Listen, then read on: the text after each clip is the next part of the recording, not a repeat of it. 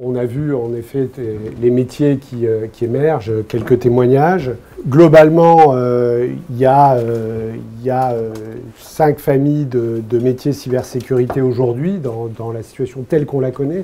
On a parlé beaucoup de choses qui sont en train d'arriver extrêmement précises. Les 5 familles sont autour de l'organisation de la sécurité, la gestion des risques au niveau des DSI, le management de projet, le chef de projet, l'architecte de sécurité, le développeur sécurité, le maintien de la sécurité du système et du réseau, administrateur sécurité, technicien sécurité, le support et la gestion des incidents de sécurité, c'est-à-dire le veilleur analyste, et puis tout ce qui tourne autour du conseil, de l'audit et de l'expertise sur ces questions-là.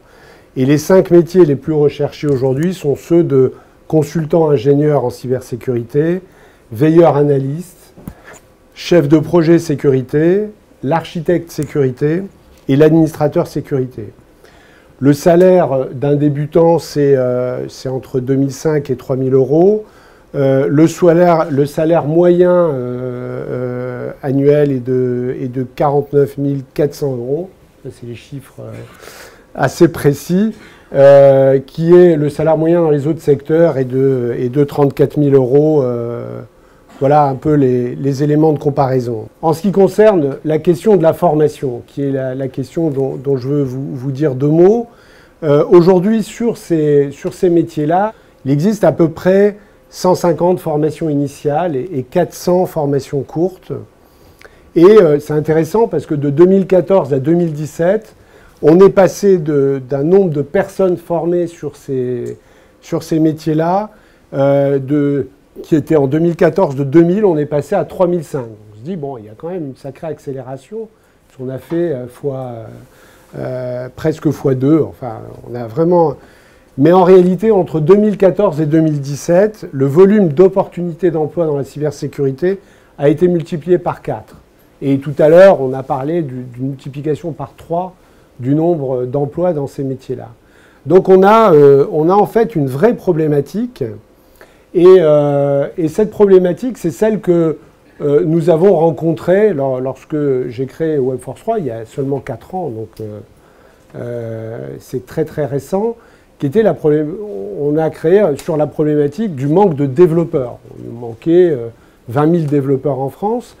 Et moi-même, j'ai pris conscience de ça. Je dirigeais les Argonautes depuis 20 ans. J'ai fondé les Argonautes en 1994.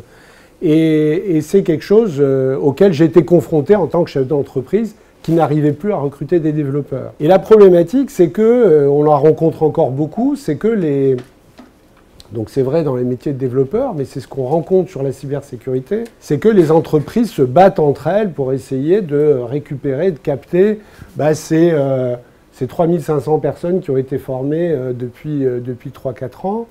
Et en fait, voilà, c'est des personnes en général à un niveau d'études, on l'a vu, plutôt à Bac+5, ou alors c'est des autodidactes mais qui sont de haut niveau. Et donc la question qu'on s'est posée, comme on se l'est posée sur les développeurs, c'est comment faire pour élargir la base des personnes formées. Qu'on ne reste pas uniquement sur une base des Bac+5, mais comment on peut au moins permettre de rentrer dans ces métiers-là, sur lesquels il y a beaucoup d'emplois, à des personnes qui sont des décrocheurs scolaires, des personnes qui sont au chômage, en reconversion, des personnes qui ont décroché de la fac au bout d'1 an d'études. Hein, on en a 1 sur 2 des étudiants qui décrochent. Et donc on a créé une formation, y compris dans ce métier de la cybersécurité. On a travaillé avec le CFA AFTI, qui est le CFA de Thales et d'Orange, qui est sur les questions, en particulier sur les questions de cybersécurité, et qui prend des gens à niveau Bac+2, et qui les amène à Bac+5. Bon.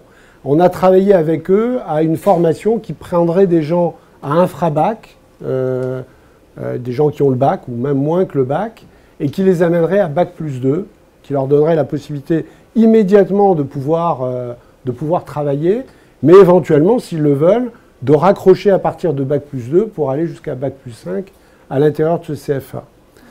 Donc voilà, c'est un peu ça l'idée de la formation qu'on a mis en place.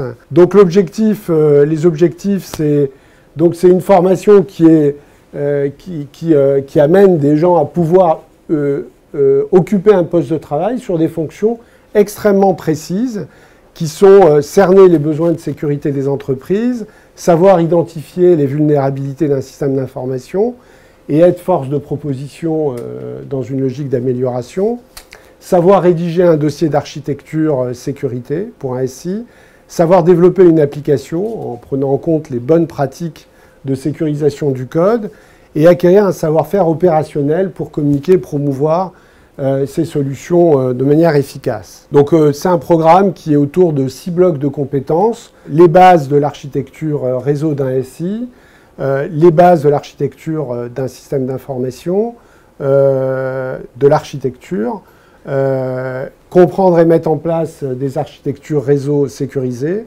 comprendre et mettre en place des architectures systèmes sécurisés, développer et produire des sites et applications sécurisés et savoir rédiger des documents de qualité professionnelle.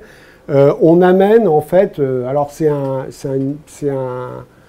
titre qui n'existe pas aujourd'hui puisque c'est un métier qui à ce niveau de compétences n'existe pas. Donc on fait passer un titre de niveau 3, donc niveau, ça veut dire équivalence Bac+2, qui est le technicien système et réseau, mais avec une vision sécurité renforcée. On a appliqué à ce métier-là les particularités des formations qu'on a mis en place, en général sur la question développeur intégrateur web, sur Symfony, sur les métiers de développeur Unity, c'est-à-dire réalité virtuelle, réalité augmentée, qui est à chaque fois, c'est une approche en blended learning, avec une formation très intense sur un temps court, sur 400 heures, en présentiel avec des formateurs, qui est doublée par une formation en ligne, où chaque jour, quand les personnes ont fini leur journée de formation, quand ils rentrent chez eux, le formateur libère les notions qu'il a enseignées dans la journée sur la plateforme et l'apprenant fait des tests, passe des QCM pour vérifier que ce qu'il a vu dans la journée, il a compris. S'il y a des choses qu'il n'a pas comprises, il y a un lien vers des fiches de révision et des parties vidéo du cours qui ont été enregistrées.